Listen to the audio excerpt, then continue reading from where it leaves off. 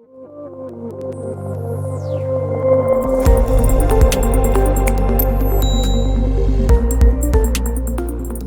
welcome everybody. Today we are joined with Sherree Gadasi. Super excited to have you here, Sherree. It's been a while since we've touched base, and glad that you reached out to talk about this topic, navigating psychedelics in a time of crisis, using psychedelics in a time of crisis. So you want to give folks a little bit of background about some of your work? Sure. So thanks, first of all, for agreeing to have this conversation. It seems like such a fruitful and important time to have this conversation because, well, for different reasons, which we'll get into in a minute, but I've been contributing my time and energy professionally as a psychedelic integration activist and educator and coach and writer for about 5 years now. I'm very excited to keep continuing developing this very important framework of utilizing the insights gained in the psychedelic plane to help improve our lives and the human evolution and the collective of the planet. And yeah, I have different projects that I work on that we can talk about later if there is time, but cool. I'm just really excited to have this conversation. Yeah, likewise. Definitely it's been a hot topic, even in the past few webinars that we've hosted, just related to coronavirus. This is a question that keeps coming up, like, should I use psychedelics during this time? There's a lot of different things floating around out there. This is a great time to kind of go in, do some of the shadow work, maybe do some healing work, even thinking about like creative problem solving, right? We're starting to battle up against a lot of different issues, and when we think about some of the creative breakthroughs that have happened on psychedelics, like maybe this is, but then on the flip side, right, there might be a lot of risks involved with using psychedelics or any drug during this time as well. I know when Joe was recording with Mitchell Gomez, he said, anything to just stay away from the hospital, right? Like not wanting to even maybe contract COVID-19. If you have a bad trip, you end up, in the emergency room somehow. So anything to even minimize the risk of that. So I want to start off by just... It's more about taking up hospital beds. Right. Oh, okay, that too. Keep going. Okay. Well, I wasn't there, so I'm glad you clarified that. I was just listening to the replay, and I remember him just kind of saying, just trying to minimize working with even the hand saw or whatever. So where did this idea come from, Sherree? Why did you want to talk about this topic in particular?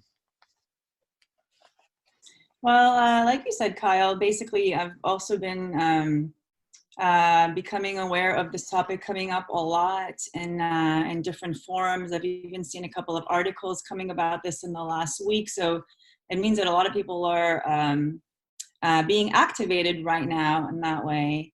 And there are different reasons that I feel as to why this topic is coming up at this time.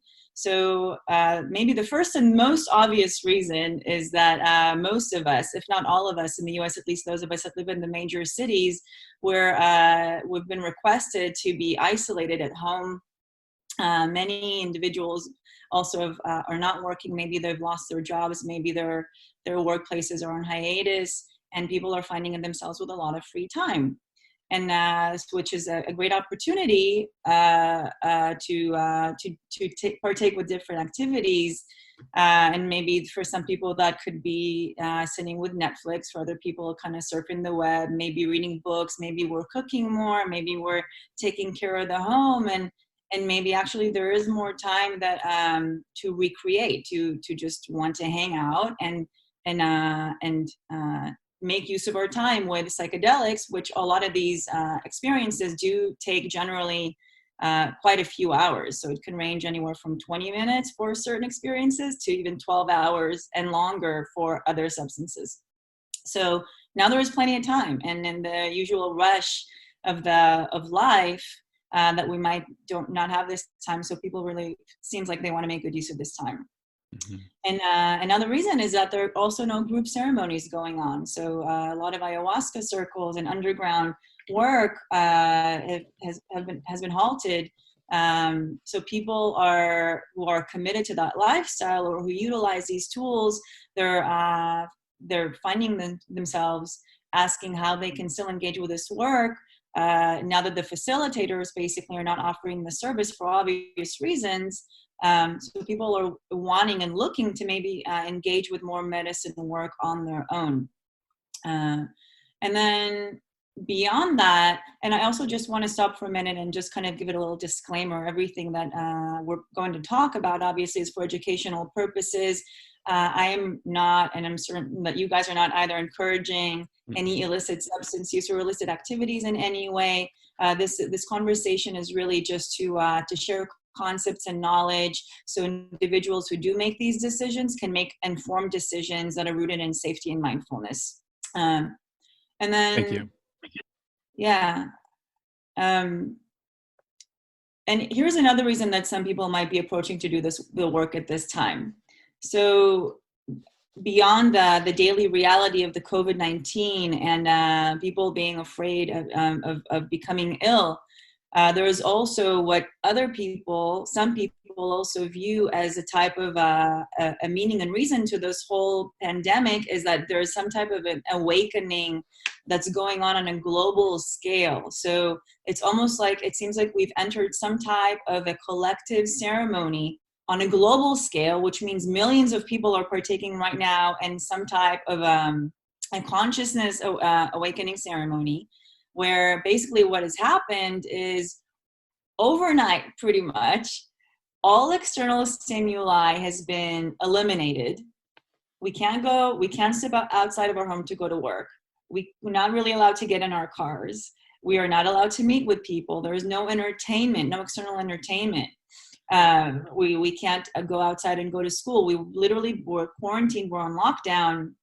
And basically all this energy that's typically exerted outwards towards social gatherings and just daily life, suddenly it is been asked of us to contain that energy, and we're retreating to our homes. So we're going within, and with all that energy, that it's not lost. It's just, again, rechanneled, transmuted inward, is really evocative, and it's can potentially start causing us to feel a lot of different feelings that we haven't experienced before, or don't allow ourselves to usually feel. We're maybe beginning to ask some questions, and this is done maybe on a conscious level and maybe not really consciously, right? So this can show up in ways of, again, different triggers out of this current situation. As we mentioned, the finances, like people are, again, losing their income, are afraid of losing their shelter, maybe don't have access to food. Many of us access to toilet paper. So there are a lot of different issues at hand that we have to consider, and it brings up a lot of worry and uncertainty. And then that can also trigger some deeper trauma that perhaps we haven't resolved in the past. So people are anxiety is gearing up. Some people might be experiencing more like lower mood and depression. Being at home, it can be kind of boring. Like, what do I do with myself? Maybe this can turn into anger and resentment and fear, and maybe even also like feelings of grief about, maybe someone that's been ill, maybe someone that's already passed. Maybe we're afraid of the numbers that at least we're getting told through the media, that millions of people can die from this. So there's a need to find immediate relief, and then also on a deeper level we're really being asked to face our fears and deal with maybe deeply rooted trauma that we're not even necessarily aware of. So there's one aspect of it, right? Like the healing. Sorry, did you want to say something about that? No. I also wanted, I guess, point out, somebody just dropped this in the question box here. They said they wanted to point out that this time off has a majority of elements of class issues. Grocery store workers, for example, are mostly hourly and have little to no paid sick time. So also just wanted to highlight that fact that they're, even though there's a lot of people that are off of work and unemployed at the moment, there's also people that are kind of being called in to work. Thank you for pointing that out. Mm-hmm. Exactly, and actually some people are even more busy than they ever were before. Mm-hmm. Maybe like they can't come in contact with the people that usually are, working with them and assisting them. And so there are definitely a lot of different situations. And then in par with that healing process, there's also the aspect of, again, becoming more conscious of, okay, I see that something is going, you know, all these things are going on. Let me maybe try, I would like to gain more clarity on maybe like, what do I do now with my work? What do I do now with my relationships that, you know, we have to manage them in a different way? Who do I want to remain in touch with?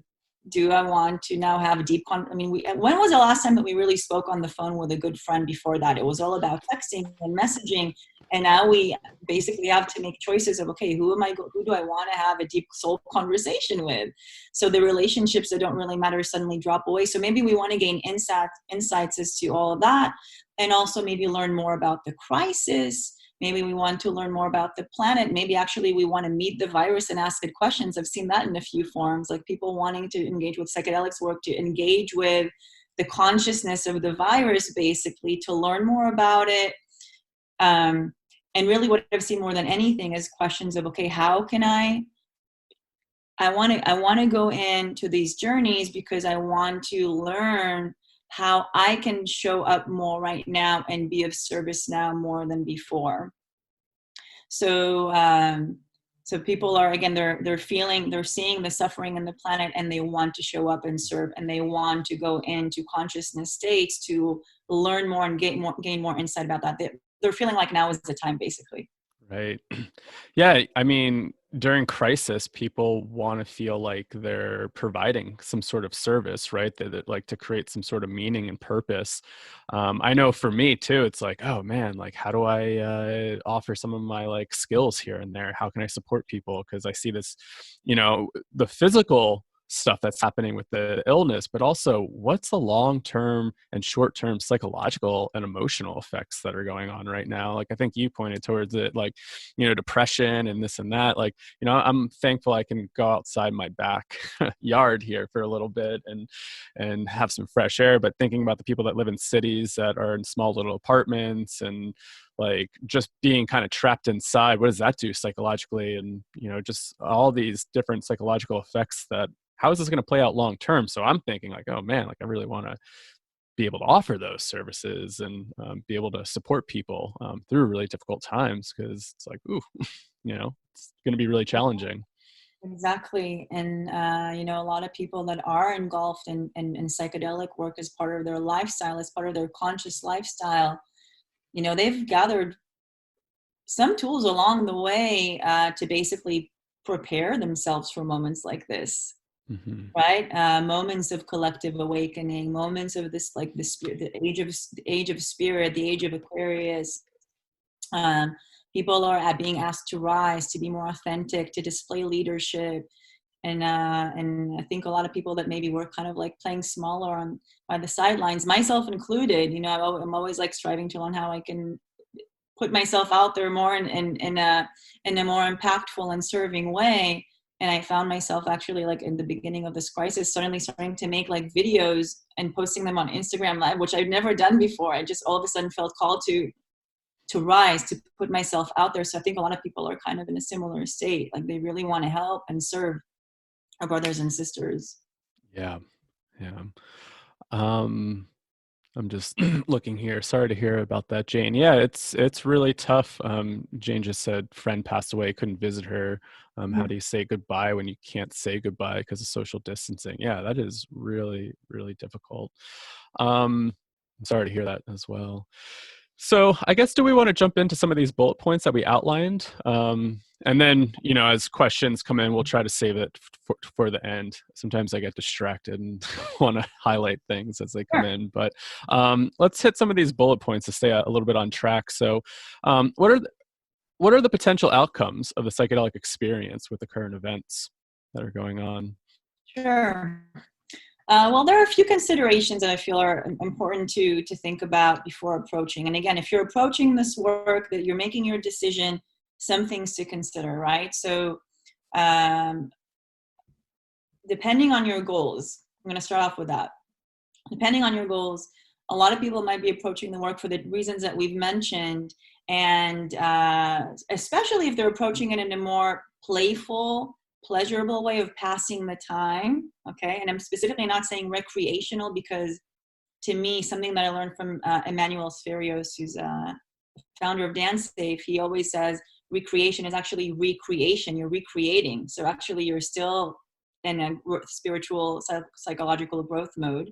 So more like pleasurable psychedelic play might actually come to find that they might be meeting, again, some really deep trauma, either their own and on a more grand scale, the collective. Those of us who are going to engulfed in psychedelic work understand and perhaps have experienced themselves that there's the idea of the individual consciousness versus the collective consciousness, and as a species, as a family that lives on this planet, we share in a pool of consciousness with all other sentient beings, with the planet, with nature, with the oceans, with the animals, with the plants, basically all, and humans, of course. We all have consciousness, and the collective consciousness is basically the big pool where we're all sharing that pool, and that includes all memories, all events that ever occurred through history, all events, all traumas, all emotions, all energies. And basically what might happen at this collective time when the cauldron is like brewing and stirring and everyone is pretty much activated, whether they're aware of it or not. Some people might be experiencing like deeper dreams and more activated dreams at this time, again, or just like feeling a lot of feelings throughout the day, might be crying throughout the day. That means that we're activated. So this activation is activated our collective consciousness. And it is actually very likely that in these psychedelic journeys at this time, we will be tapping into that collective consciousness, whether we ask for it or not. Now, what this means is that basically you take, or it can mean, everything that you might be experiencing on your own in a psychedelic journey, whether you're, again, like learning about like your own family dynamics or your own power and how you can be a better person. And also maybe you're reeling personal trauma of something that has happened in your youth and something that you repressed that is very deeply painful. So you might take all of that and multiply that by the millions and billions of people and events that occurred throughout all of humanity's history. And basically that is you taking a chance that a massive magnitude of all of that might come up in your individual journey when all you really wanted was to kill a few hours. Right. So I think that's probably like the most, the idea of like that we might face the collective energy is very real and something that we really need to look out for.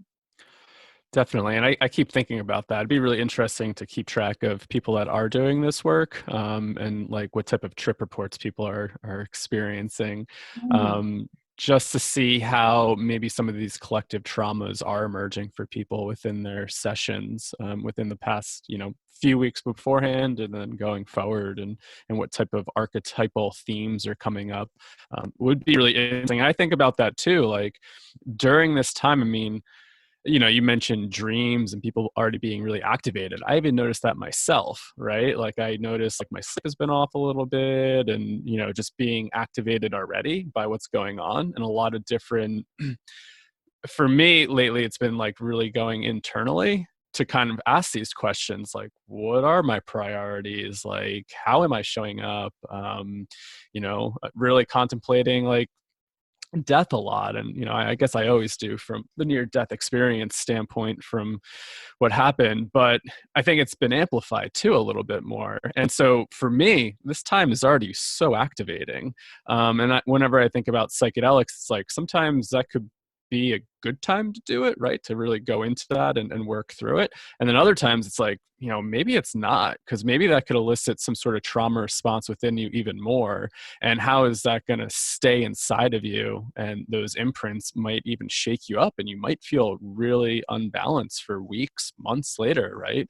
If you're not ready to really handle that, right? If the nervous system is already out of whack, I don't think all the time, you want to maybe exacerbate that, right? Exactly. And I will add to that really, what is a time of crises, right? And now again, we're talking about crisis on a global scale. Let's put that aside for a minute. What happens when individuals who are in an individual crisis in their lives, for example, they're going through some type of a divorce, they're having family issues, they maybe have addictions that they want to cure, maybe they've lost their jobs, and they are approaching psychedelics to help them work through that. And actually, my take on it is that actually at a time of personal crisis is not the time where you want to go and do psychedelic healing, because our brain specifically is in a state of entropy. And the idea of entropy, entropy translates to chaos.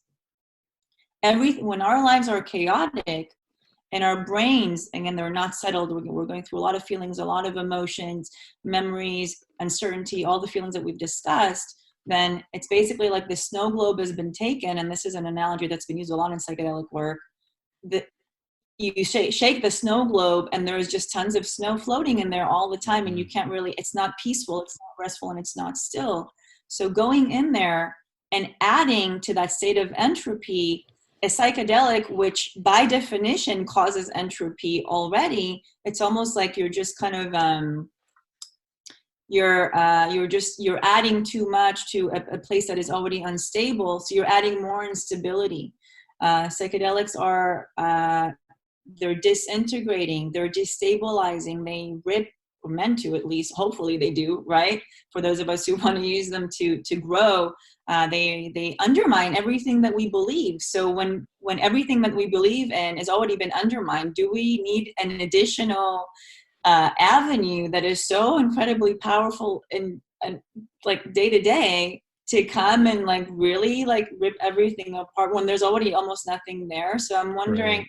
that I feel that's almost like a recipe for bad trips, or what we like to say in psychedelic education, challenging journeys, really challenging journeys, an even more challenging integration period, or God forbid, like at a higher risk, mental health issues as well, long-lasting mental health issues. And that's exactly what we want to avoid with conscious, mindful psychedelic work.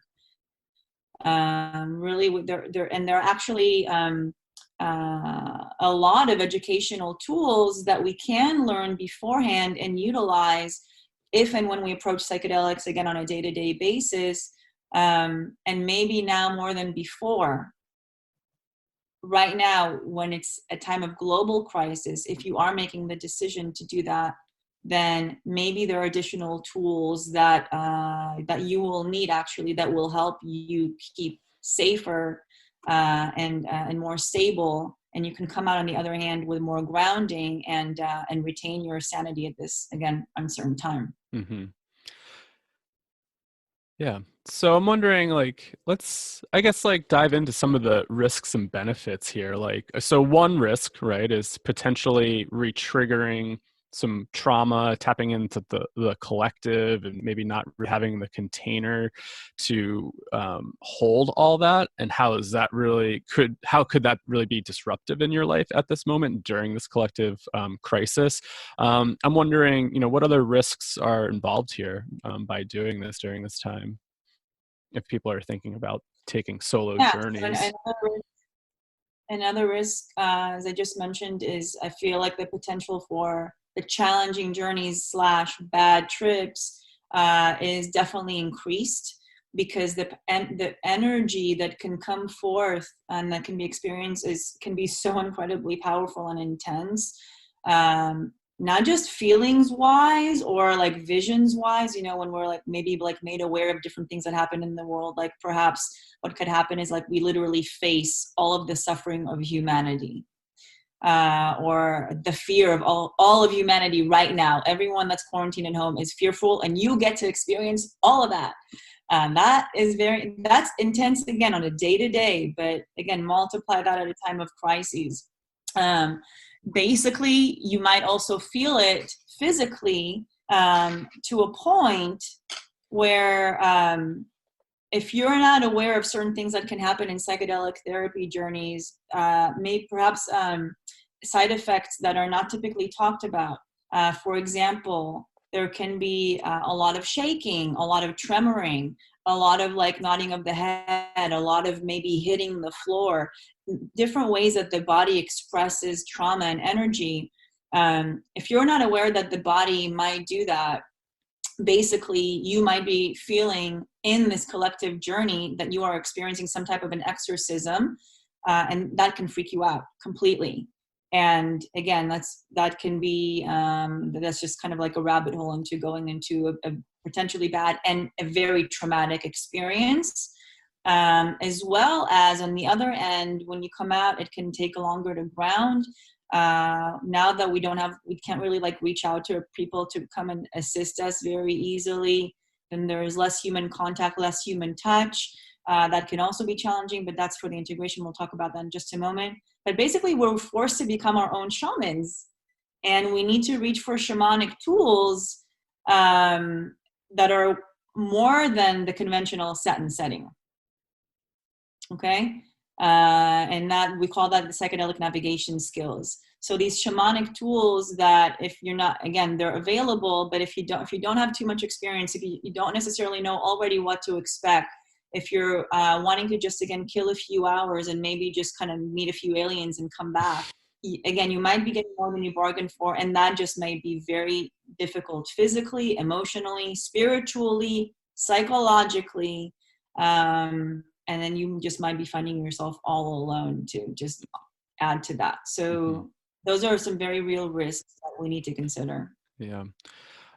Something that popped in my mind was like somaticizing the experience, right? Like kind of bringing that into the body, feeling that, really not knowing how to deal with some of that, and then thinking something's actually wrong. And then who do I call for help? Maybe, oh man, I've never felt this before. I'm picking up the phone, trying to call 911, utilizing those resources. Something else that popped in my mind, this concept of the Groff BPM2. I'm thinking about folks that are really just actually kind of trapped in a small apartment, can't go out. Like, how is that feeling of being trapped in a room going to really amplify your experience? Is it going to make you want to leave and go out and roam throughout the neighborhood? Or is it going to cause immense fear and like suffocation? Feels like the walls are closing in, especially I haven't been out in a few days, what type of decisions are you going to be making if that stuff starts to come up? Exactly. And again, those are like very real and real conditions that can happen to any of us. Even the most experienced psychedelic person can be faced with that on a magnitude that they're prepared to deal with, which can be, again. Yeah. Joe, do you have any So, yes. potential risks like that are crossing your mind we haven't touched on? Yeah, I just think about like quote unquote freakouts. I think about potentially getting cut on glass or something if you like knock it and start running around or something. Jewelry, like I wouldn't necessarily want to wear those earrings. Beautiful earrings, by the way, if I was tripping super hard, because you could pull them out maybe.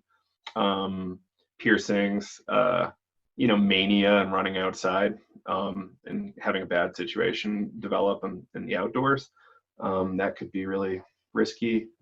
Yeah, like I'm not necessarily a proponent of doing it right now, but people are going to make that decision regardless, of my opinion. So, that's why we're having this conversation. So that's kind of it for right now. Cool, thanks. Well, resistance is really like a factor that can come up a lot in the journey because it's so intense. And then we know that resistance equates a challenging journey, and we're really asked to learn how to lean into the journey with a lot more trust. And it just could again be really trying.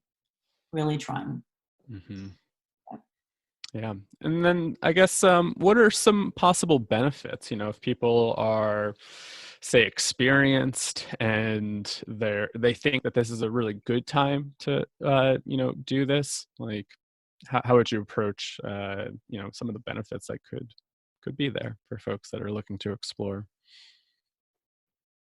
Yeah, well, I guess it does depend on the person, obviously. If a person hears the call or hears the phone ring with their spiritual plan teacher saying, "Hey, we have a meeting tonight. It's best that you show up because I got a message for you."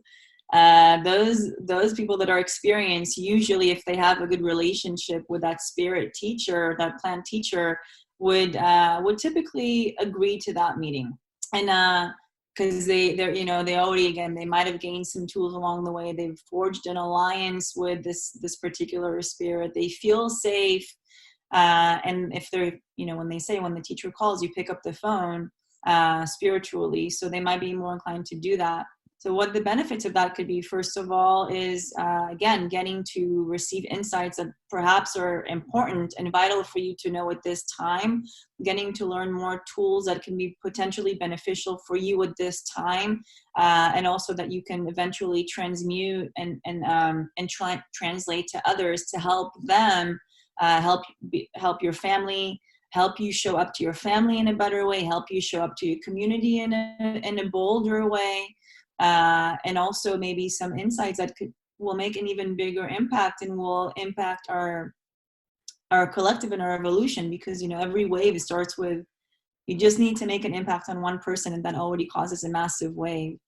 And it can eliminate, potentially beneficial, it can eliminate feelings of fear, can eliminate more anxiety, because you're better equipped. If you've already faced that anxiety and the fear in the psychedelic journey, then you've expanded and leaned into that, then all of a sudden this seems like a walk in the park, a figurative walk in the park, not a real walk in the park. So you might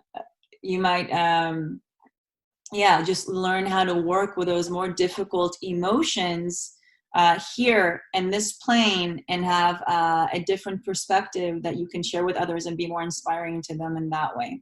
Mm-hmm. Learning how to take better care of yourself so we can take better care of others. Totally. Somebody asked quickly, and I know we've been talking about kind of like solo journeying, but what if we had a guide? What if somebody had a guide? Like, what potential risks are there? Somebody had that safety net. Aside from transmuting the coronavirus. Yeah. This is such a great question, and I truly feel like it depends on the guide. A guide that, people usually go to guides and facilitators because they are more experienced. They've walked this path hopefully longer with more depth. They hopefully have more tools and can provide more guidance and safety. And I really do feel like the guide should be probably attuned to everything that is going on right now, so they can actually help or reiterate their point of view on if this is a good time to do this journey right now. Mm-hmm. I don't think that any guide that does this work should just like open the doors and say, "Hey, everyone, I actually feel like that's kind of dangerous."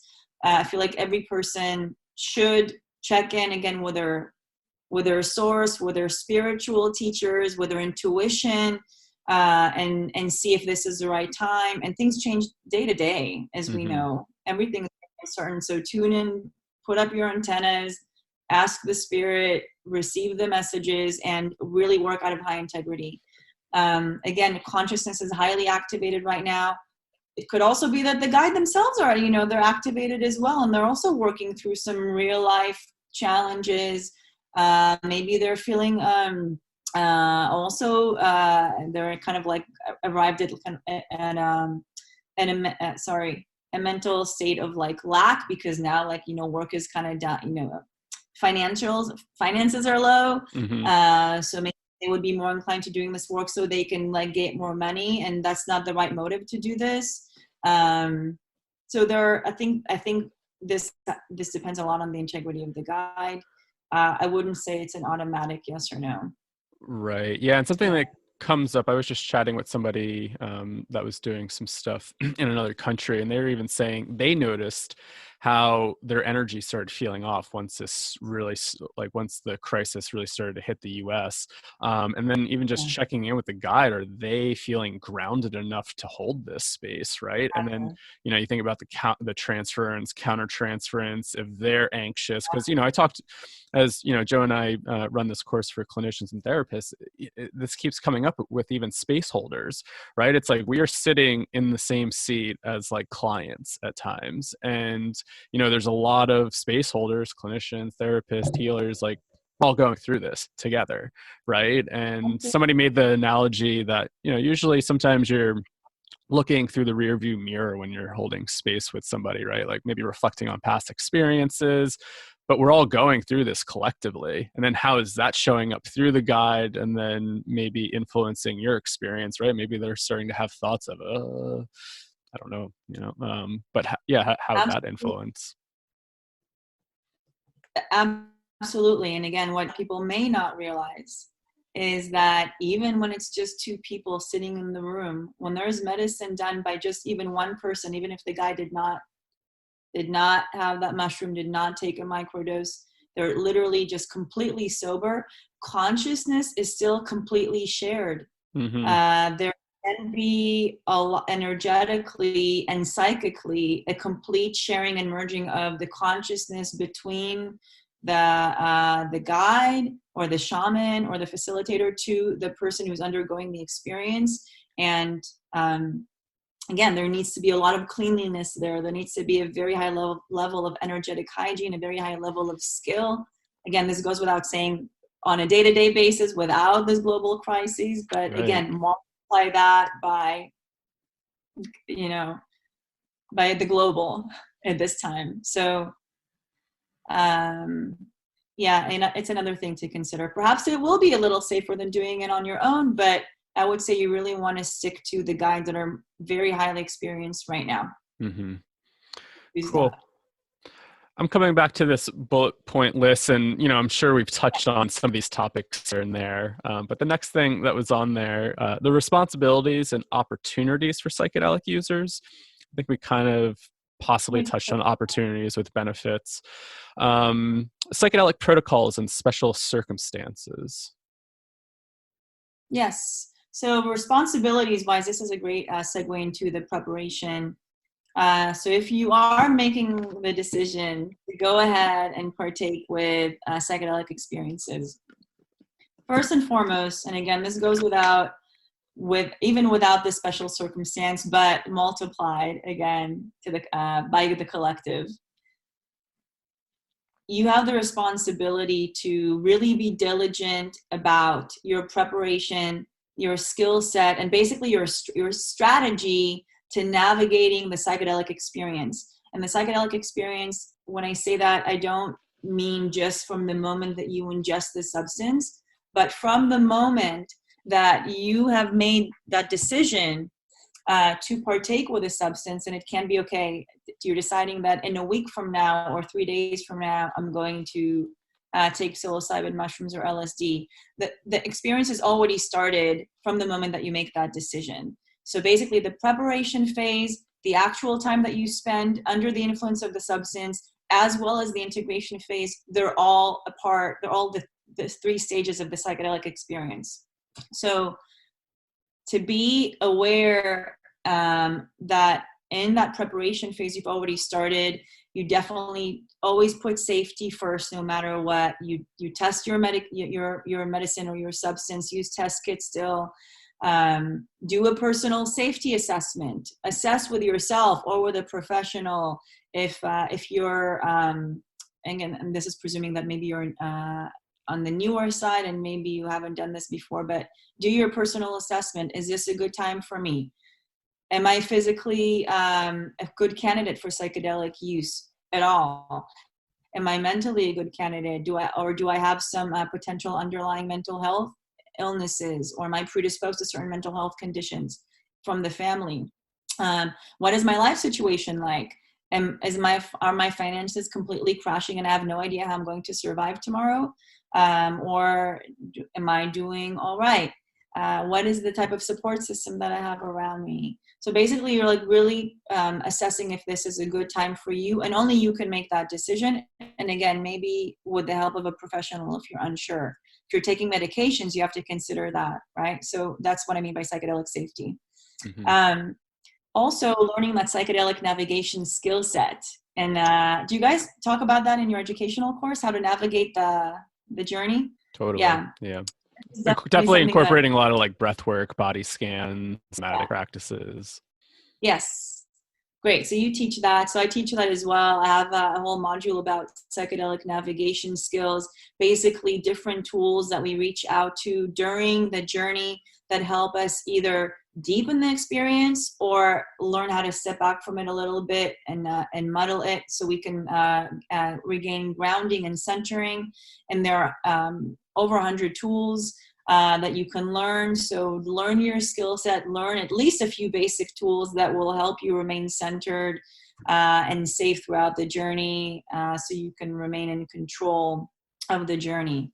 And by the way, the fact that we think that we need to relinquish control in the journey is not true in my opinion. And you can ask me about that later if you want. So we're co-creating the space. We're not completely surrendering to the experience. That's the idea of psychedelic navigation. Ask what your goals are. Clarify your goals, or as we like to say in this world, clarify your intentions. Ask yourself, why do I want to do this at this time? What are the risks? What are the benefits? What can I gain? Choose your psychedelic wisely. Even if we know that we have all the time in the world, am I emotionally, mentally, physically fit and prepared and have the personal agency to sit through a 12-hour San Pedro journey on my own right now? Maybe that's just a little bit too much to ask for. Then you need a lot of stamina to go through a journey like that. And a lot of us are kind of feeling kind of drabby these days because we're maybe not getting as much exercise. No, we've lost that vitality that we have day to day. So choose your psychedelic according to your current conditions, your current physical and mental and conditions in your lifestyle and surroundings. Also ask yourself, am I doing this for the planet or am I doing this for myself? Sometimes we maybe have this deep desire to serve, and we want to almost like become martyrs for the movement. But that's not necessarily, I'm not sure if this is like the right strategy. Don't forget that at the end of the day, if psychedelics, if we're utilizing them for our own well-being, then that comes first, our own well-being and the well-being of our families and our communities. And we're not being martyrs for any type of mission or movement here, okay? We want to stay safe. And then, of course, we talked about the set and setting. Those are basic skills, the skill set for sure. And your support, who's going to be your support system? And actually, I've heard a little bit about the concept of virtual trip sitting going on a little bit now. Like the sitters can't come over, then let me sit through Zoom and just kind of hang out with you and chill with you over virtually. So that is something that I've heard is kind of going on right now too. So that's in terms of some preparation and tips. And then during the ceremony, really a good strategy is first and foremost, because we're so activated, because there is a higher state of entropy, again, chaos right now that's global, and because we're basically dealing with a lot more energy and we're a lot more sensitive than we think we are, take less than what you think you need or what you usually take. You might find that even if you typically take, for example, you consume 3 grams of dried psilocybin mushrooms, you might find that you will get the exact same effect, if not deeper, with only 2 grams this time. Mm-hmm. So better to start off with less. If you feel like you want to go deeper, maybe you can take a booster later, but start with less. In the ceremony itself, when things are maybe like hidden, and by the way, we're not really sure that that's what will happen, right? We're just kind of going for like the most intense, not worst case scenario because it's not that bad, but most intense scenario. Maybe like, again, you're getting tons of visions, tons of energy. You're shaking like you're going through some type of an exorcism. You're not sure what's going on. You're using your navigation skills, your breath, you're listening to the music, you're taking a moment to say a prayer. Take a moment to just observe what's going on and try to distinguish whose content this is. Because again, you might be feeling a lot of trauma, a lot of pain, and a lot of fear, and you might be taking it on as your own. But if you take a minute to look at it and even ask the medicine, what am I seeing here? This is one of the best navigation strategies there is, the dialogue. Ask it questions. What am I seeing here? Whose is this? Whose pain is this? Whose anxiety is this? Whose fear is this? And you might be getting a lot of insight as to that, and that actually might help you remain a lot more in control once you have it structured and in context. It'll can help with grounding and to just help you feel less disoriented, can help you feel more oriented, and just really remain as an observer and be prepared for shadow work. I mean, this is the time where again, where the illusion has literally been ripped off our eyes overnight in this waking state. Imagine the rip that will come with a psychedelic as well. So shadow work, we mean a lot of unconscious material will come up probably. So prepare yourself for that. Integration, should we talk about that? Or yeah, something came up when you were talking about preparation and physical health, and I think it's just important to highlight, thinking about people's immune systems, and maybe we're not exercising, and really, what are you doing to keep yourself healthy during this time? And maybe just do some research on how psychedelics affect the immune system. There's some papers out there. Maybe if my computer will allow me, I can post them in the chat box there, but just some really interesting things.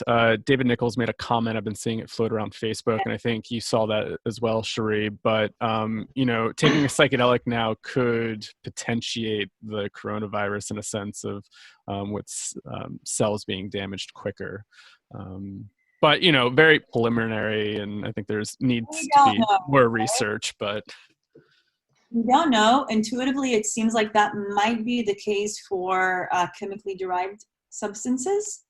Intuitively, I mean, I'm not a doctor, I'm not a shaman, I'm not like an ancient indigenous medicine person, but I almost feel like, at least from what I do know about ayahuasca medicine, for example, which we know is anti-parasitic, antifungal, and antibacterial, maybe it is actually also antiviral.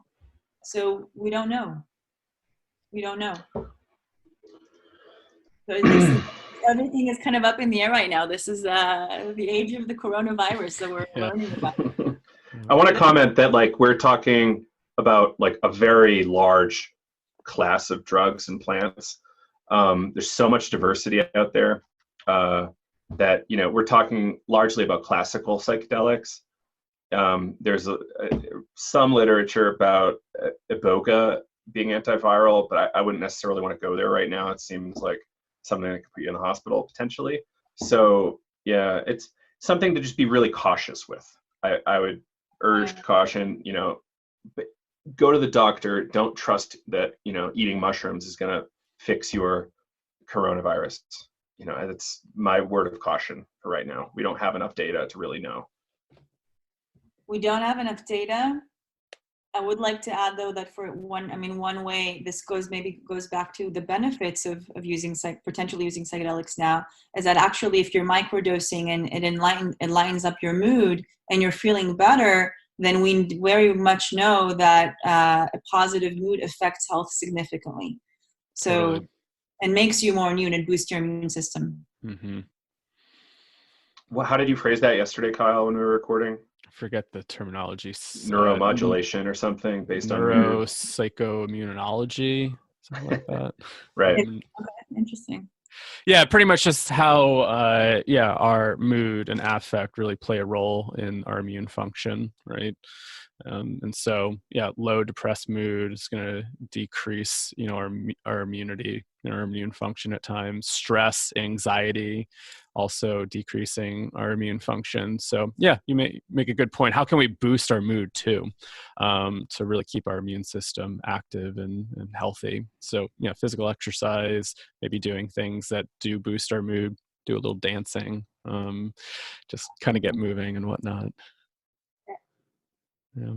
Cool. Let's hop into integration, and then we'll move on over to question and answer. Yeah. So I feel like integration at this time can be potentially a little bit more, just like the journey might be a little bit more challenging and more intense. Same is true for the integration phase, because again, it's just the third stage of the experience. So it's not a disconnected, standalone event. Integration is part of the experience. So I feel like the recovery can be longer. More grounding will be needed potentially, especially if you had like a really physical journey, which again can include purging, even if it's not ayahuasca, by the way, which a lot of people attribute the purging and the vomiting just, but more specifically to ayahuasca, but you might actually be finding yourself purging from the mushrooms as well, or having a lot of like gastric discomfort and a lot of nausea, a lot of burping, definitely a lot more shaking. Again, that exorcism type of physical experience, which can be very common. So if you had that, then physically you might be feeling depleted. You want to really up level on your self-care. You want to rest more if you can. You want to have more, increase your nutrients again, and boost up your immune system again. It's kind of good that maybe we're not leaving the house as much, but really like make sure to take care of the body. And again, that just might be a little longer. The recovery stage might be longer than usual.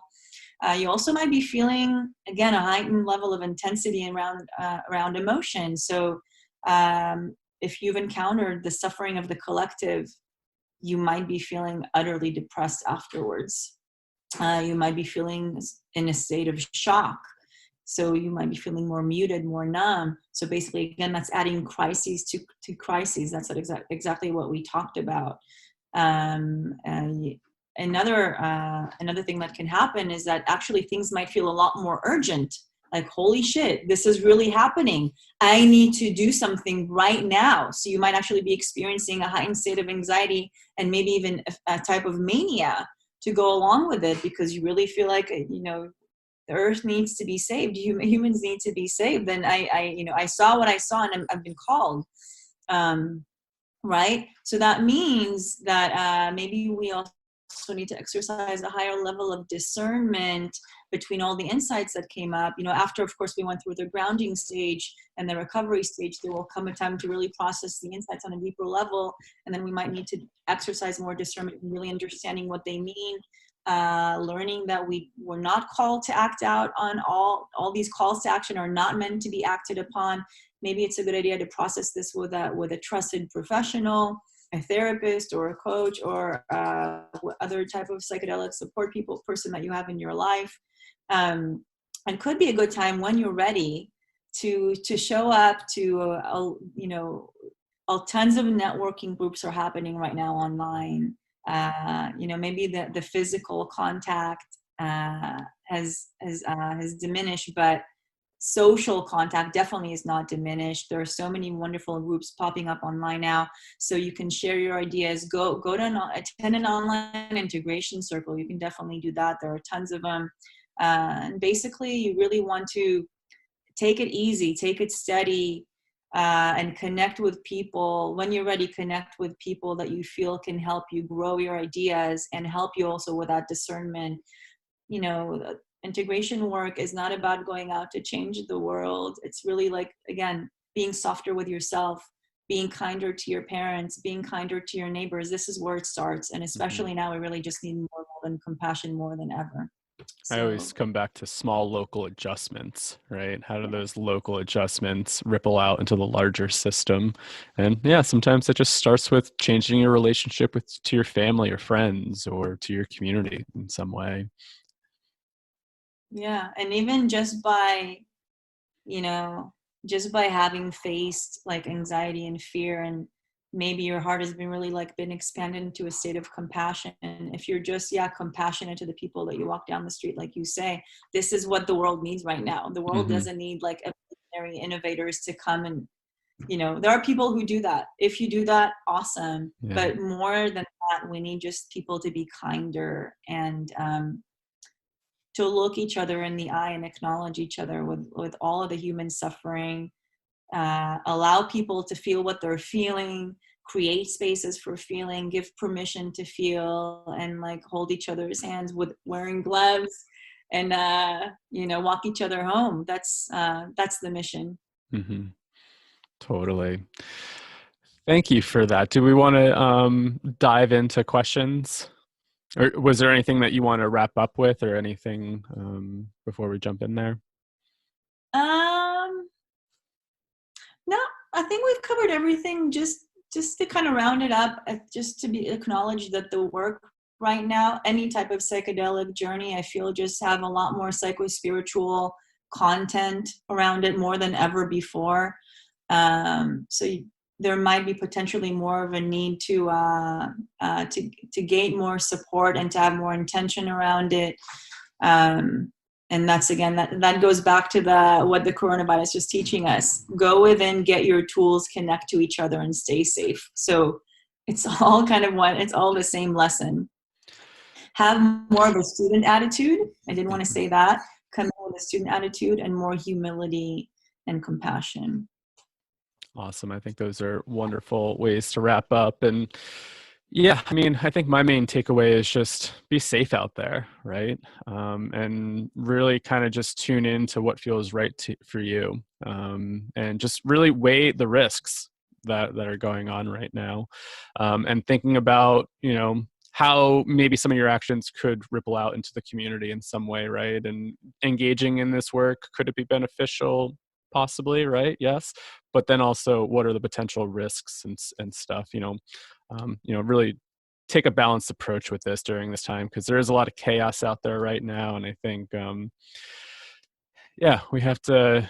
we're in this together, right? And really think about how our actions could affect other people as well. So. Yeah, well said. Thank you. Awesome. So somebody said, if I feel called to hold space for somebody to have their journey, what are your recommendations on how to do this ethically, safely, and impeccably? What was the first part of the question? If I feel called to hold space for somebody to have their journey, what are some recommendations to do this ethically, safely, and impeccably? Wow. Yeah. So the question in a nutshell is, how do I hold space for someone? Yeah, pretty much in an ethical and safe manner. Yes.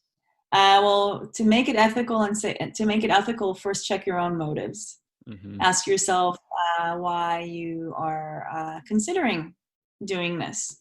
Gain some clarity around that. Remember, you share consciousness, so you become a channel to the healing as well. So you really want to make sure that the motives are as pure as possible. And it's always a good idea to maybe kind of get some reflections from someone that you trust, or a mentor or a teacher that you trust. I would say start off with that. The second thing is gain some education around setting, skill set, and support.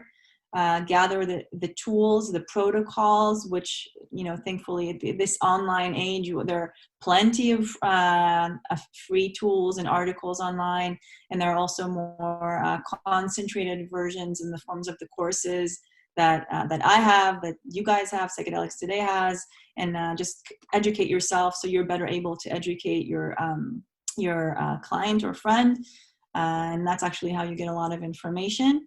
And also make yourself available, not just during, but after, for continued support. Because again, the experience doesn't end when the felt effects end. Yeah. Awesome. Yeah, I would probably just echo all that as well. Really get a lot of education, develop a lot of skill sets, and, kind of practice within your scope, right? Don't kind of say that you're... Yes. Yeah. So don't say that you're doing something that, you're might not be capable of doing, right? So please don't think about that. Try to heal anyone at this time. Leave that to shamans and true healers. If you want to help a friend by sitting with them so they're not alone, then you can definitely do that. Be like a trip sitter, and don't try to help them work out through their problems or traumas, because even though you come in with good intentions, you can in fact unknowingly might actually be causing a deeper type of trauma. So stay away from that. Maybe you could just kind of curate the space, and even just knowing that there is someone there, sometimes that's all people need. They don't necessarily need to start working out any type of anything. So the best thing you can give someone is your time. Think about it, that much else is needed. Yeah. Somebody asked, can you speak on psychedelics in relation to immune system? So for that person that asked, and it's anonymous, I dropped some links. I'm sorry, guys. We'll see you. Take Thanks, care, Joe. Sherree. Bye. Thanks, Joe. I dropped some links in the chat box, since I'm not really the medical expert. I don't feel comfortable talking about that. So yeah, just check out those links and do your own research. I don't know if you had anything to add there about immune system function. I honestly don't either, except again, keep your mood up. I mean, things that you can do that are not regarding psychedelics, they don't have nothing to do with psychedelics, just have to do with a healthy lifestyle. Doing your rituals right now, and I'm sure you've heard this all over the place. When you get out of bed, don't stay in your pajamas all day. Get up, take a shower, get dressed, get ready for the day. As if your day is starting, because it is starting. It's just starting in a different way. It'll make you feel already a lot better. Go for a walk around the block if you can do that. Do exercise at home videos. I used to be a gym rat, and now I turned over a new leaf, and now I'm doing workout videos, because I know that Nice. For me it really helps keep me sane. Like it really, really affects my mental health. And again, I know how my mental health state affects my body. So I know that I'm boosting up my immune system and keeping healthy by exercising, which is not psychedelic related. So really go back to basics. Cook your own food, getting some rest if you can do that. Try to not watch TV and the media all day long.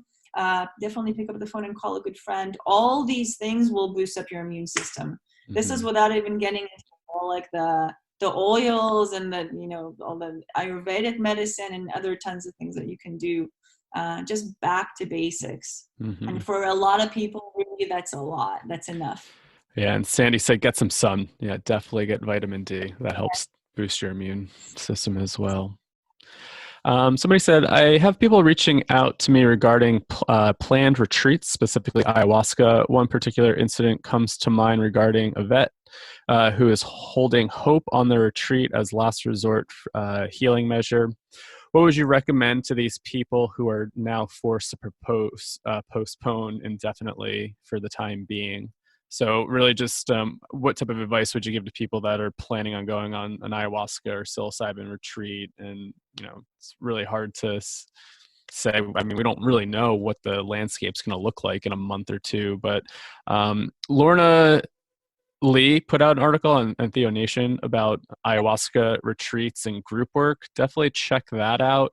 But I don't know. It's really hard to tell somebody to get on a plane and fly right now, right? I mean, there's just some places there's travel restrictions, places are getting locked down. So I think it's really hard to even say, how to approach retreat centers at this moment. Yeah, and this is such I've heard this question a lot from clients who were scheduled to go on retreats, had plane tickets, had everything, and basically like really banked on these experiences because they were really looking forward to finally receive their healing that they've been looking for. And unfortunately, they had to just kind of get disappointed with that. I know that some centers actually remained open until very recently. Like I think Rhythmia was open last I checked. They probably closed since then, honestly. But yeah, what to do? Again, I'm not recommending to go to any partake with illicit activities, but perhaps if there are people in your area that you trust, not in group ceremony, definitely stay away from groups, I think, at this time. But if you find one-on-one with someone that's experienced and trustworthy and understands this landscape, maybe that's one option. And another option is also to maybe remain connected with that healing space through microdosing, which is something that it's a practice but for most people, assuming that you have good integration support, or at least a good framework that you can do at home on your own, is relatively accessible. It's relatively safe. You don't go and, you typically don't lose complete consciousness and go like into like deep shamanic states. Not to say that you wouldn't feel a lot, because actually, again, those feelings might be amplified during your microdosing days, but that could just the act of the fact that you're doing something for yourself that has to do with that can already be very, very healing on its own. Mm-hmm. And then there are other options that an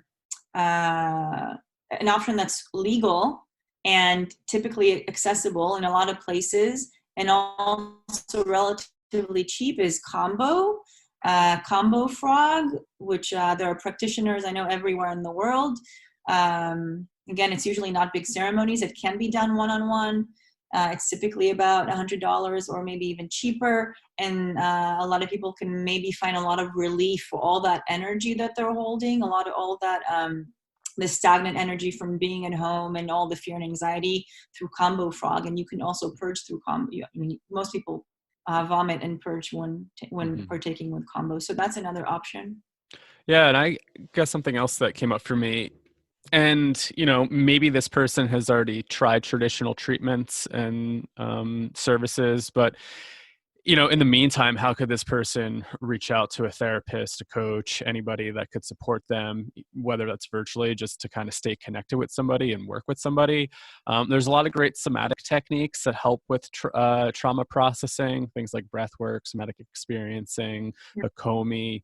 And I think sometimes we're a little resistant to some of these more body experiential things because we don't think that they're very powerful at times, but I've had plenty of powerful experiences with somatic techniques by just going inward with it and sticking with the body. And that's also a really great way to start building up your navigation tool set, right?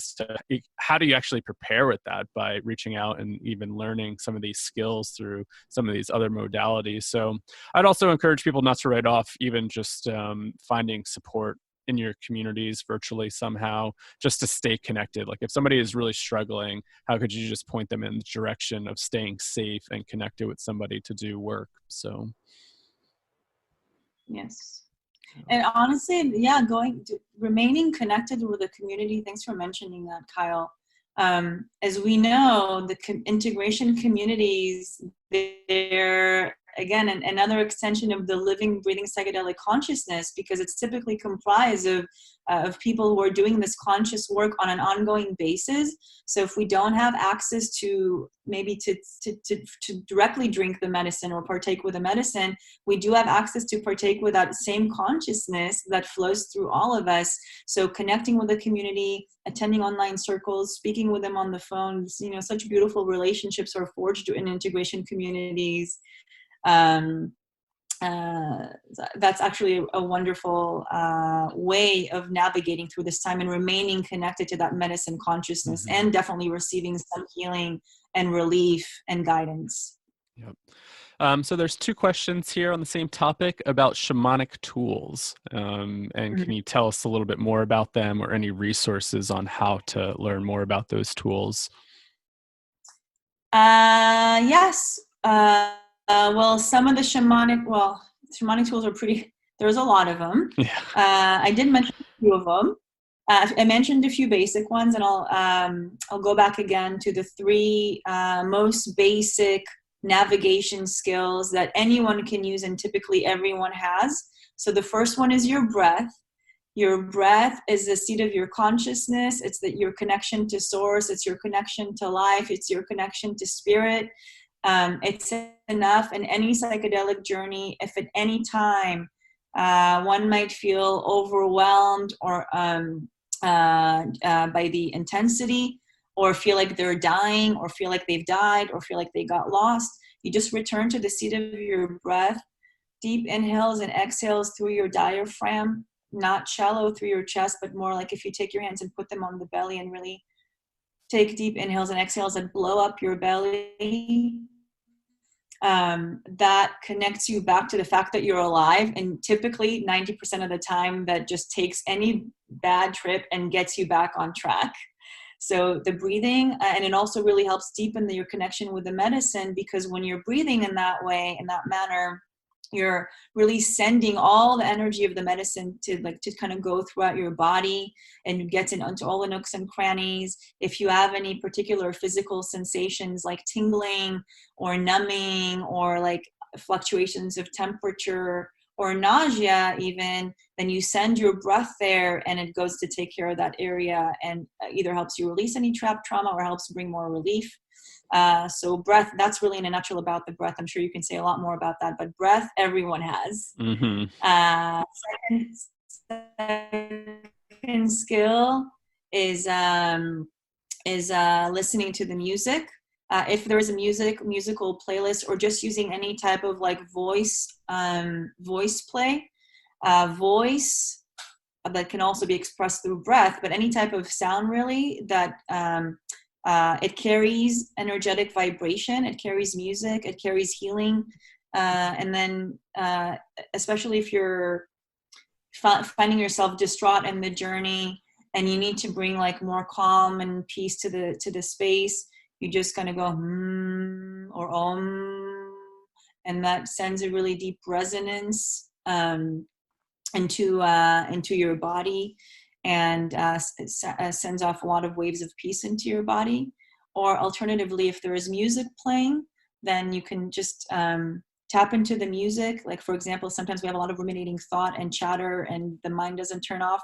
So a really good tool is to turn that off for a minute and just concentrate on the music without thinking about anything. And then that will carry you organically into where you need to go. So music, or you can play music, which moves a lot of energy as well, or sing.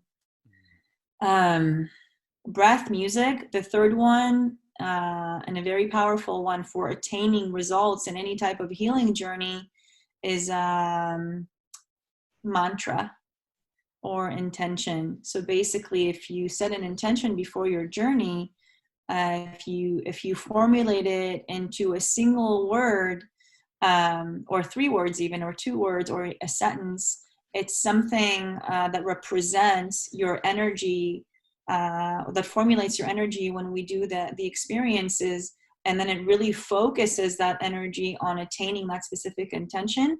As you go, as you know, the medicine starts working, you repeat the intention to yourself with every breath. That focuses your energy. Sometimes if, again, things are very confusing or distraught or disorienting, you return to that intention, you return to that energy. It reminds you as to what you're doing. Sometimes if you're just feeling kind of off and not sure like what is happening, you return to your intention and your mantra, and it's just an amazing tool to keep coming back to, and again, just like gets you right back on track. And I'm not a scientist, I haven't done any research on this, but 90% of the time, if not more, intentions are met in journeys if you use them in that way. And therefore, actually, if you're going in for healing, then the healing that you wish for yourself, actually, there's a much higher chance that you will attain it.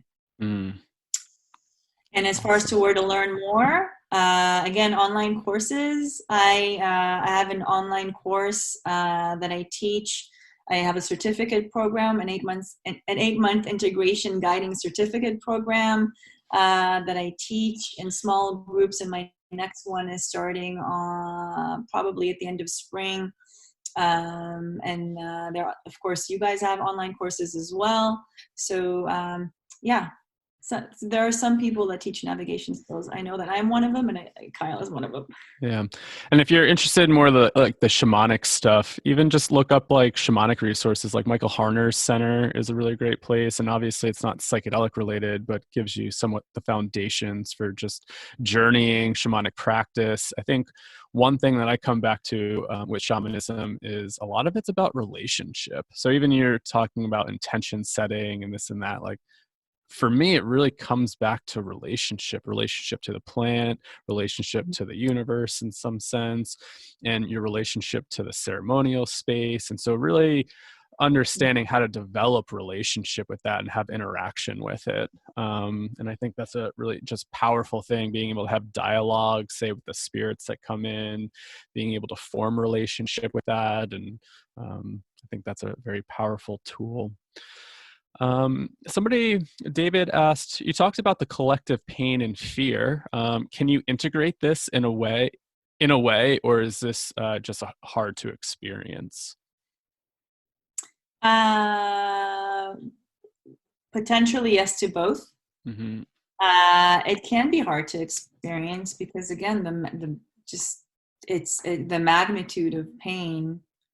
I mean, when we go into experiences, those of us who use psychedelics or have used psychedelics, ask yourself this: have you ever experienced any fear before your psychedelic journeys? If so, I mean, I've definitely experienced fear. I still experience fear to this day, every single time, at some level. So if you do have fear, then what are you fearful of? Mm-hmm. Most people will say that it's because they don't want to feel pain, whether it's their own, whether it's from repressed memories, from traumas that they're aware of, or just pain of the collective, of pain, period. So we don't want to experience our own pain. Then again, we might have to face pain that is just on a much grander scale.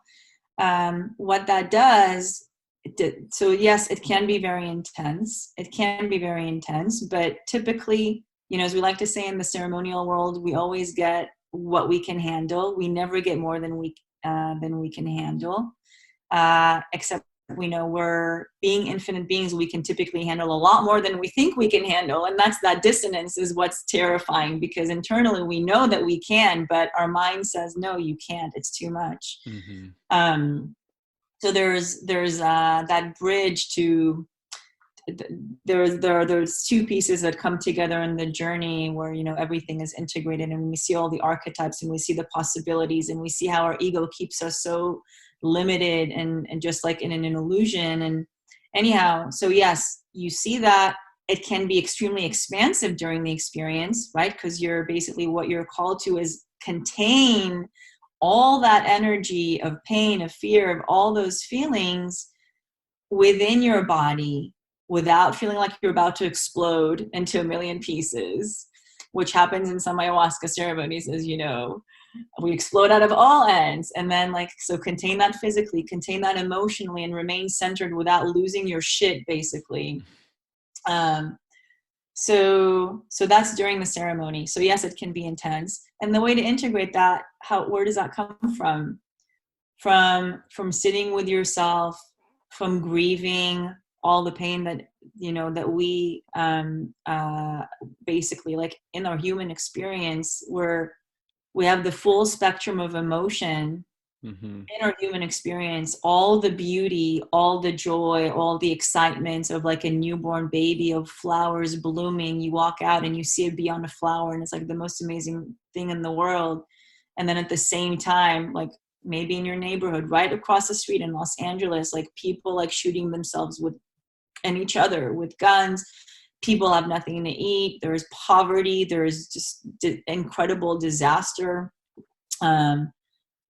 Helplessness. So observing the full spectrum, acknowledging it, witnessing it, and bringing it back to this like space and time forces us to expand our hearts and to find forgiveness for what could have been, what should have been, acceptance of what is ultimately.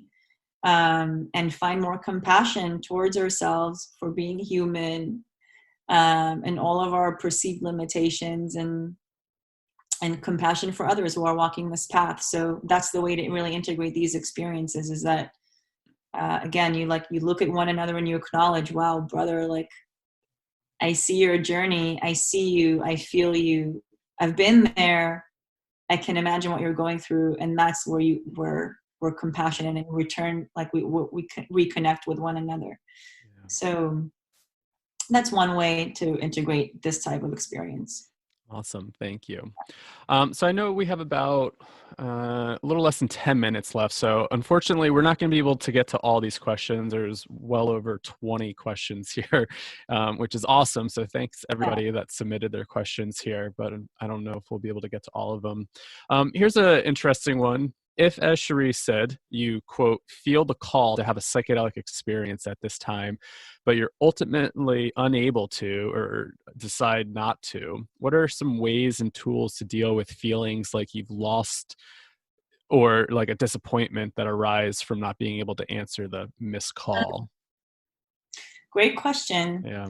And this kind of goes back to, okay, remember when you're hearing the call, you've already entered ceremony.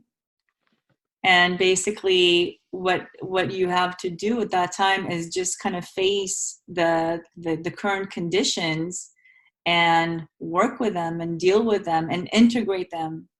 And so I would say if the conditions present themselves in a way that there's absolutely no way that you can partake with your psychedelic teacher, you can't microdose, you don't have access to medicine, you want to stay safe, all the facilitators are in lockdown, and you're just left there with the immense disappointment or like whatever other feelings that come up, then that's your journey, that's your ceremony. And basically that's what you want to navigate. And you can use these exact same navigation tools or shamanic tools. Basically what the navigation skill set is, it's a skill set for daily life. Mm-hmm. So you can use all of those tools during those moments where, again, you might be experiencing all these feelings that have to do with that, because again, you're in a ceremony, except maybe your consciousness is activated in a different way. So just kind of zoom out and do like the meta perspective for a moment and see that your psychedelic teacher is definitely there because they called you, perhaps, right? So it's there as a guide. You can reach them through meditation and ask them questions. You can journal with them and have a discussion with them in your journal. And ask them for guidance. Ask them, what do I do at this time? How do I navigate this? And what do I need to learn? Yeah. So remember that the psychedelic tools are just magnifying glasses, but if you're already feeling all the feels, then it's coming up to your consciousness. So don't be afraid to feel and remain centered so you can work with them and observe them and do that work around them here on this earth plane.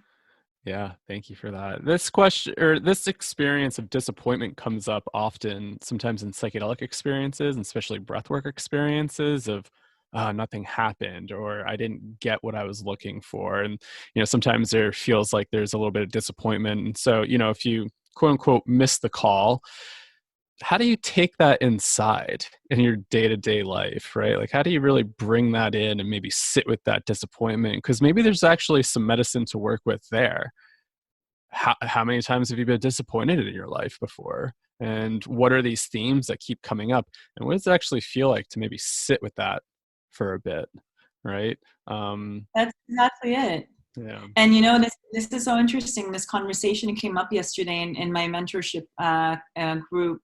Of what happens when we take a medicine for the first time and we feel like, well, nothing happened or nothing happened in the way that I was promised this and that and by friends and intents, and it wasn't any of that. So nothing happened to me. And actually, like, the more that we talked about it, the more that we recognized within the group that there were a number of things, like, for example, wanting to ask for help and not asking for help in ceremony is like one of the most common things that happens to people who drink ayahuasca for the first time. Mm-hmm. And I say that typically there's a massive lesson there, because what happened? Well, we're afraid to be vulnerable. We're afraid of revealing our weaknesses. And that's what ayahuasca is there, to show you exactly where you're weak. And typically it starts off with that. So yeah, look at the context, look at other things, and don't just look for the most obvious, the colors, the visions, the voices, the beings, the deities. It's like, it's so much more than that. It's so much richer. Yeah. We just got to listen. The quote unquote medicine's always there, even in our day-to-day life. And that's what I've really been learning. It's like the world is always showing us things. And sometimes we can find what we're looking for by just being quiet and sitting with some of the stuff that's really emerging. And I guess that's something that's like breath work and some of the somatic stuff that's really taught me, is that all these experiences are inside of us, and these are all different vehicles. And if we really create the container in our day-to-day life, have life be a ceremony, right? How do you create ceremony in your life and to really kind of go inward? There's some richness there, and medicine is just adjunct at times. So if you feel like you missed the opportunity, maybe there's something there to work with at times. So there's a lot of questions here, and maybe we can talk about this for the last 3 minutes, about resources. Somebody asked about integration circles, how to get started in this field if a person doesn't have a therapy background, and some books and other resources. So integration circles, yes. Integration circles. Well, I have the organization I founded here in Los Angeles, Psychedelia Integration. Just type psychedeliaintegration.org. And we have multiple online integration circles per week. We also have workshops and classes. I know that there are plenty of psychedelic societies all over the US. There's San Francisco, Baltimore, almost anywhere in the US you can just throw a pin and there's a psychedelic society, and a lot of them do have online integration circles. So just type online integration circle or join the LA ones. We have amazing leaders here, all different types. So that's one. Books and resources. There's this amazing book I love called Psychedelic Psychotherapy by R. Coleman. It's basically my go-to, or the one that I always recommend for people to start off first if they're doing psychedelics for therapy purposes. I love that one. I also love for its richness and for being like a complete guide for the full spectrum of the experience. The book by Françoise Borzat, Medicine, Consciousness Medicine. It definitely talks about integration in that book. And other ones are more medicine specific, but I really love Joe Tafour's Fellowship of the River for those of us who are connected with ayahuasca or who want to learn more about ayahuasca. There's also a book called Therapy with Substance. I don't remember the name of the author right now, but Therapy with Substance is another one that's recommended specifically for psychedelic therapy. What was the other question? Just some resources. So integration, training, and then I guess I would also add like Fadiman's book, Psychedelic Explorer Guide, is a really great foundation.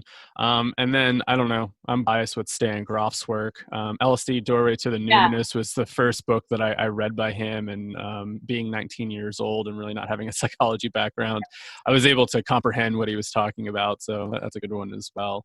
And I think the other question, actually, really quick. So I just dropped a link in the chat room here, psychsems.com, online psychedelic event calendar. It's something new. I don't know how often people are updating it, but Mike over at PsychSems just put that together. So, maybe that's a place to look if you're looking for events, and maybe they're posting integration events on there as well. I think I have seen some integration Zoom events pop up on that calendar. So check that out. And then, so if people aren't a therapist and they don't have that background, how do you get involved? Wow, this is the age-old question. Yeah. This is like probably the number one question I get. I'm sure that you guys get that question a lot. Mm-hmm. I want to start off by saying, start and end by saying that psychedelic therapy is not just for therapists. Psychedelic healing is not dominated by therapists. So please, let's not point the hand. Sorry, so I'm not going to use that sentence. There's a really great sentence that says, let's not confuse the hand that points to the moon with the moon. That's what I wanted to say. So the moon in this case is the psychedelic substance and not the therapist. Okay, that's the one I want to say. How you can get started with that: educate yourself, join a training program. I know it's kind of weird right now because there aren't really too many academic frameworks for this work, but that's why people like myself with Psychedelic School and the classes that I teach there, and you with your online classes. That's where we're kind of like pioneers in this area, and I know that we're trying to do really good work. So take some type of a certificate program, and also really look at that modality, because psychedelic healing is really an interdisciplinary modality. Mm-hmm. There are so many things that go along with it, like somatic therapy work, like breath work, like art, like yoga, like consciousness. I'm a Jungian. I took like a Jungian course that, you did a certificate course that you, not through the academia. I'm doing a somatic therapy course, not through the academia. So you can definitely gain knowledge in all these different areas without a degree. I definitely think that psychology is absolutely relevant and trauma work is absolutely relevant. And I encourage you to also do some type of a study around that area. But you don't have to be a therapist to be an integration support person. What's more important is that you're more experienced yourself and has done the integration work on that. Yeah, I guess I would just chime in and say, I always think like psychedelics are sometimes adjunct to what you want to be doing. So, if you're really interested in psychedelic psychotherapy, my first question is, do you want to be a therapist? Right? And then how do you be a really good therapist first? If you want to be, a coach, how do you do that? If you're trying to be a shamanic practitioner, how do you do that first? And then, in some shamanic lineages, it's all plant-based medicine, right? They're doing plant medicine ceremonies. That's their lineage. There's a lot of other traditions out there that don't have any plant medicine use at all, right? But they still have different techniques. If you want to dive into the somatic stuff, how do you do a lot of that and really kind of figure out what your passion is and how you would want to support people? And we don't know what the landscape's going to look like. Sure, like psychotherapy and academia will take over the medicalization of psychedelics, but what happens when decriminalization comes and moves in? What if like religious freedom really starts to take off and the shamanic path really starts to become a valid option for some folks? We don't really know what that looks like. So I always come back to, what are you really passionate about and how do you get that training and what you really want to do and how do you want to support people? And then the psychedelic education is adjunct to that as well. So yeah, definitely check out Sherree's program, our program. There's lots of other different programs out there for different little niches. Like I know Fluence is another psychedelic education platform, and they're very, very clinically oriented. Both Dr. Ingmar Gorman and Dr. Elizabeth Nielsen, they're MAPS trained therapists or psychologists. They're doing the work. And so really kind of figure out who you want to study with and just get knowledge that way. So, and yeah, this is all new, right? We're all kind of, what's the scene going to look like? How do we create these services for people and get the information out there? And so, yeah. We don't know. And if I may also add, on April 11th, actually, which is next weekend, myself and my partner, Dr. Ben Malcolm, who's a psychiatric pharmacologist and a psychedelic researcher, we're having our day-long, we have a signature day-long psychedelic seminar, which typically we do live as a conference. And now because of the circumstances, we turned it into an online version. Awesome. So anyone from anywhere in the world can join, and it's only, I think, $40 to $50 for the whole day. Plus you get a recording of the seminar and the material. So if anyone is interested in that, you can go on my website and actually, I can also maybe put the event link in the chat and box. what's your website? Somebody was just asking what's the URL. integrationcoach.com. And the seminar I can pull up and put that in the chat box as well. But yeah, so yeah, just education is, as much as you can is key. And don't be afraid to do the work yourself. That's where actually you're going to get most of the insight and most of the knowledge, is by reflecting on your own healing and learning to translate that. And that way you give permission to others to work on themselves. And that's what the world needs. That's the true essence of psychedelic work, in my opinion. Mm-hmm. So yeah, don't be afraid to do the work yourself, and don't be afraid to get support. Whatever it is, clinical, peer support, coaching support, whatever suits you. But it really does help to have like some type of a validating container to reflect to you that maybe we're not seeing, because it's psychedelic world is tricky that way. Right. And I guess, something that you pointed out that I wanted to also reflect and highlight, if you're interested in doing any of this type of work in the future, whatever, and you're looking for training, I would definitely encourage everybody to at least get some sort of trauma training, some Yes. trauma-informed program. I think that's probably the most important thing. And one of the trickiest things to navigate, I mean, especially in breath work, there's a lot of catharsis that comes up. And I think even just having a trauma background to understand how to hold that is really important. So I think that's probably like the one most important piece of training that you could get for yourself if you're interested in finding education, is just at least get a little bit trauma informed. Yes, that is so important. Thank you. And again, even if you cannot or do not want to become a therapist or study psychology, please take some type of either read books or great books by Peter Levine, Yep. by Bessel van der Kolk, that talk about trauma. And there are also there's a great program called NICBAM that they have a lot of trauma training online. So there are a lot of resources that anyone can use. And yeah, trauma is just inseparable. Mm-hmm. And even if we ourselves are not trained to treat trauma or don't want to treat trauma, at least what will happen is we're knowledgeable enough to recognize trauma when we see it, and then we'll be able to refer out and help the client get adequate resources that will be able to offer the adequate support. So we're basically, at least myself as an integration provider, I'm more like a channel for like different resources. And, I don't feel like I need to support everyone, but I want to know so I can help people make the right decisions, and then they can go off and do whatever that's good for them. And that's another important reminder of practicing within your scope of your training and your expertise. So. Exactly. Awesome, Sherree. Well, this has been really awesome. It sounds like everybody on the call here really enjoyed it, and a lot of great information. So thank you, everybody, for joining. And thank you, Sherree, for joining and sharing all this wonderful information with the community. This has been really awesome. Thank you for providing this platform for this conversation, and for many other much needed conversations that are important to have right now.